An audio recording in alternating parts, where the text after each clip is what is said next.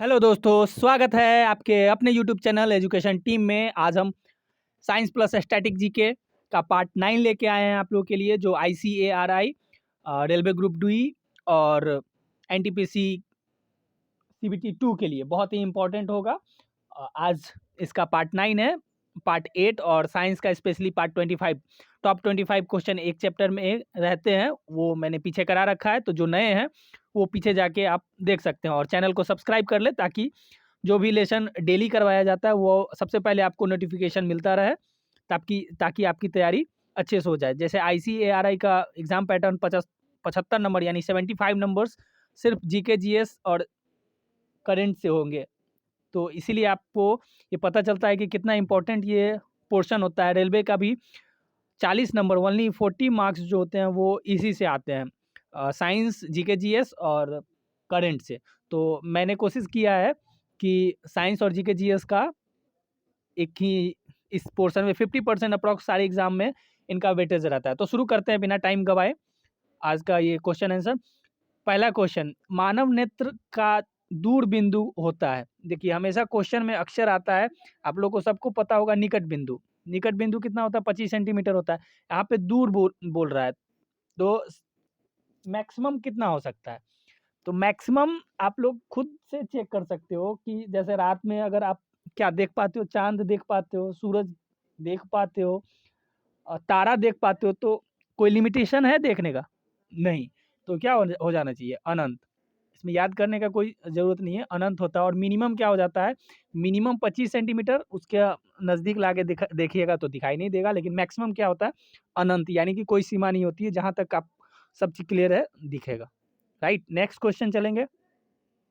Cinema के पर्दों पर किस प्रकार की प्रतिबिंब बनता है? जो हम लोग सिनेमा हॉल में जाते हैं तो उसके जो पर्दे होते हैं उस पे जो हमें चित्र दिखाई देता है, उस किस प्रकार की प्रतिबिंब बनी होती है? आभासी प्रतिबिंब, वास्तविक प्रतिबिंब या दोनों? तो इसका क्या हो जाएगा? वो वास्तविक प्रतिबिंब होती है। राइट, नेक्स्ट चलेंगे। कौन रंग है जिसका खतरे के सिग्नल में उपयोग होता है? अच्छा, खतरे के सिग्नल ये आप लोग को पता होगा कि लाल रंग है, लेकिन लाल रंग का ही प्रयोग क्यों किया जाता है? आप ये क्वेश्चन आता होगा, अगर आप इस चीज़ को समझ जाओगे तो फिर आप भूलोगे नहीं कि लाल रंग, खतरे के लिए लाल रंग का प्रयोग क्यों किया जाता है। क्योंकि इसका जो वेवलेंथ होता है वो बहुत हाई होता है, मतलब बहुत दूर से ही दिखता है। ये प्रकाश, लाल रंग जो होता है वो प्रकाश बिखरता नहीं है, ये जो रोशनी होती है बहुत दूरी तक जाती है, तो इसीलिए लाल रंग को चुना गया है, क्योंकि बहुत दूर से ही अगर लाल रंग लगा दिया जाए तो बहुत दूर से ही ये दिख जाएगा। जबकि बैंगनी और अदर कलर होते हैं वो छितरा जाते हैं, फैल जाते हैं, तो वो थोड़े डिस्टेंस के बाद वो कलर नहीं दिखता है। लेकिन लाल रंग का जो रे होता है वो बहुत दूर तक दिखता है, इसलिए लाल रंग का यूज़ खतरे के लिए यूज़ किया जाता है कि दूर पे ही अगर लाल रंग लगा हो तो दूर से ही आदमी को पता चल जाए, ट्रेन के सिग्नल को भी पता चल जाए ड्राइवर को कि आगे खतरा है, तो वो पहले से ही कोई मेजर एक्शन या कोई एक्शन ले सके, prevent action. Right, question number 4 पे चलेंगे। किलोवाट घंटा मात्रक है। किलोवाट घंटा किस चीज़ का मात्रक है? जो किस चीज़ का मात्रक हो जाएगा? ऊर्जा का। किलोवाट घंटा किस चीज़ का मात्रक है? ऊर्जा का मात्रक है किलोवाट घंटा। नेक्स्ट क्वेश्चन चलेंगे, 4 का बी हो जाएगा हमारा। नेक्स्ट क्वेश्चन, क्वेश्चन नंबर 5, विद्युतीय बल्ब का फिलामेंट होता है। अच्छा, विद्युत बल्ब का जो यूज़ होता है, बल्ब पहले व्हाइट वाला जो बल्ब होता है, व्हाइट रोशनी जो देता है, उसमें जो फिलामेंट लगा होता है किस चीज़ का होता है? तो टंगस्टन का होता है। किस चीज़ का? टंगस्टन का होता है वो फिलामेंट, टंगस्टन का होता है। अच्छा, रूम हीटर जो हम लोग यूज़ करते हैं ठंडा के दिन में, उसमें जो तार लगे होते हैं वो किस चीज़ के होते हैं? ये आप लोग कमेंट में बताइएगा, ठीक है? हीटर के तार जो होते हैं वो किस चीज़ के, किस धातु के बने होते हैं? ये आप कमेंट में बताइएगा। भारत में प्रथम स्थापित परमाणु संयंत्र, एटॉमिक प्लांट कौन-सा है? फर्स्ट एटॉमिक प्लांट कौन-सा है? तो तारापुर परमाणु संयंत्र। अच्छा, तारापुर परमाणु संयंत्र किस स्टेट में है? ये आप कमेंट में बताइएगा। बता दूँ? तो ये कहाँ है? महाराष्ट्र के पालघर जिला में है, महाराष्ट्र में है तारापुर परमाणु संयंत्र। और कहाँ है? कौन से जिले डिस्ट्रिक्ट में है? पालघर में। ठीक है, नेक्स्ट क्वेश्चन चलेंगे, question number 7। United kingdom, UK में शामिल कौन-कौन से देश हैं? यूके में कौन-कौन से देश हैं? जैसे अभी आप लोग अगर न्यूज़ देख रहे होगे तो देख ही रहे होगे कि 2 देशों में अभी बहुत ज़बरदस्त युद्ध चल रहा है, जैसे किस में? रसिया में और यूक्रेन में। और अमेरिका मतलब बहुत सारे लोग हैं कि इसकी वजह अमेरिका को भी मान रहे हैं।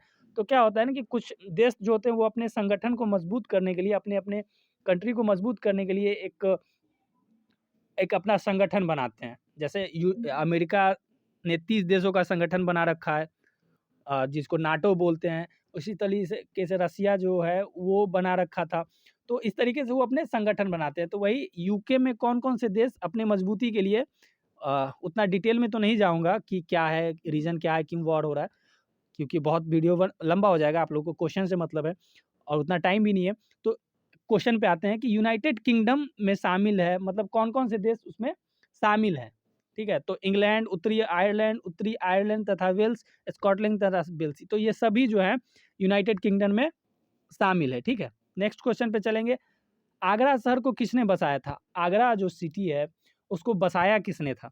आप लोगों को पता है कि बहुत सारे मुगल शासक हम लोग पे राज किए, अंग्रेज राज किए, तो उन्होंने क्या किया, उन शहरों को बसाया। तो कौन बसाया था? सिकंदर लोदी ने। किसने बसाया था आगरा शहर को? सिकंदर लोदी। नेक्स्ट,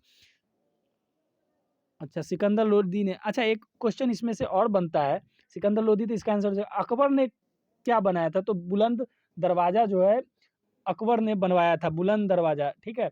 और किस किस खुशी में? गुजरात विजय की खुशी में बुलंद दरवाजा अकबर ने बनाया था। और शाहजहाँ ने क्या बनवाया था?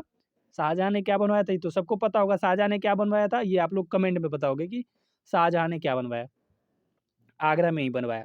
राष्ट्रीय प्रतीक के निचले भाग में उत्कृष्ट शब्द सत्यमेव जयते किस संदर्भ से लिए जाते हैं? सत्यमेव जयते जो है वो किस संदर्भ में लिए जाते हैं? कौन से पुराण से लिए गए हैं? जातक से लिए गया है, मुंडोपनिषद से लिया गया है, या महाभारत से लिया गया है? सत्यमेव जयते जो वर्ड है वो किससे लिया गया है? तो ये मुंडकोपनिषद, ठीक है? नेक्स्ट क्वेश्चन, अशोक के शिलालेखों की लिपि क्या है? अशोक ने जितने भी शिलालेख हैं उनकी लिपि क्या, कौन से लैंग्वेज, लिपि इन द सेंस कि कौन से लैंग्वेज में उस पे लिखा गया है? तो ब्राही। अशोक के शिलालेख पे कौन सी लिपि है? ब्राही। नेक्स्ट चलेंगे, पौधों में आवश्यकता से अधिक जल किस प्रक्रिया द्वारा बाहर निकाले जाते हैं? पौधों में आवश्यकता से, अच्छा इसका तो आंसर आप लोगों को इजीली पता होना चाहिए। जैसे कि कोई भी हरे पत्तेदार पौधे हैं, ठीक है? तो हरे पत्तेदार पौधे जो होते हैं उसमें अगर ज़्यादा पानी डाल दिया जाता है तो अपने क्या करते हैं, वो वाष्प उत्सर्जन के थ्रू उस पानी को सनलाइट को दे देते हैं, तो ठीक हो जाता है। तो किस प्रक्रिया द्वारा निकाले जाते हैं? वाष्प उत्सर्जन के द्वारा। नेक्स्ट क्वेश्चन पे चलेंगे, क्वेश्चन नंबर 12। निम्नलिखित में से किसे प्रकाश संश्लेषी अंग कहते हैं? प्रकाश संश्लेषी अंग मतलब प्रकाश संश्लेषण कौन करता है? पौधों में प्रकाश संश्लेषण कौन करता है? तो पत्ती करती है। ये सब तो इजी क्वेश्चन है, ये आप इजी मार सकते हो। पौधों में गैसों के आदान प्रदान के लिए रहते हैं, गैस के आदान प्रदान के लिए क्या रहता है? जड़, रंध्र, टहनी या तना? तो क्या होता है? रंध्र। गैसों के आदान प्रदान के लिए क्या रहता है? रंध्र। अच्छा रंध्र किसको बोलते हैं? पौधा होता है, जैसे एक पत्ता हो गया ना ये, राइट, ठीक है? इस पत्ते में छोटे-छोटे आप देखोगे जालिकावत, यानी कि जाली के समान छोटे-छोटे रंध्र मतलब छेद होते हैं, आपको दिखेंगे नहीं, जैसे हमारे बॉडी में छोटे-छोटे छेद होते हैं ना, उस तरीके से इसमें छोटे-छोटे छेद होते हैं दोनों बीच में, ठीक है? लाइन चल नहीं रहा है। तो उस छेद को ही हम लोग क्या बोलते हैं? रंध्र बोलते हैं। उसी से गैसों के आदान-प्रदान के लिए यूज़ किया जाता है, ठीक है? नेक्स्ट, फेफड़ा का आकार होता है, गोलाकार तो होता नहीं है, बेलनाकार नहीं होता है, शंक्वाकार होता है, अंडाकार भी नहीं होता है। तो फेफड़ों का आकार कैसा होता है? हमारे जो फेफड़े हैं वो कैसे होते हैं? शंक्वाकार होते हैं, राइट? नेक्स्ट क्वेश्चन पे चलेंगे। भोजन का पाचन किस प्रकार की अभिक्रिया है? हम लोग जो खाते हैं वो जो पचता है उस अभिक्रिया को क्या बोलते हैं? उपचयन, संयोजन, अपचयन या विस्थापन? क्या कहते हैं उसको? तो उसको क्या कहेंगे? उपचयन। देखिए अपचयन और उपचयन में हमेशा कन्फ्यूजन होगा, तो आप लोग इसको अच्छे से याद कीजिए, जो उपचयन होता है, ठीक है? नेक्स्ट, किसी ग्रह के चारों ओर परिक्रमा करने वाले छोटे आकाशीय पिंड को क्या कहते हैं? छोटे आकाशीय पिंड को क्या कहते हैं?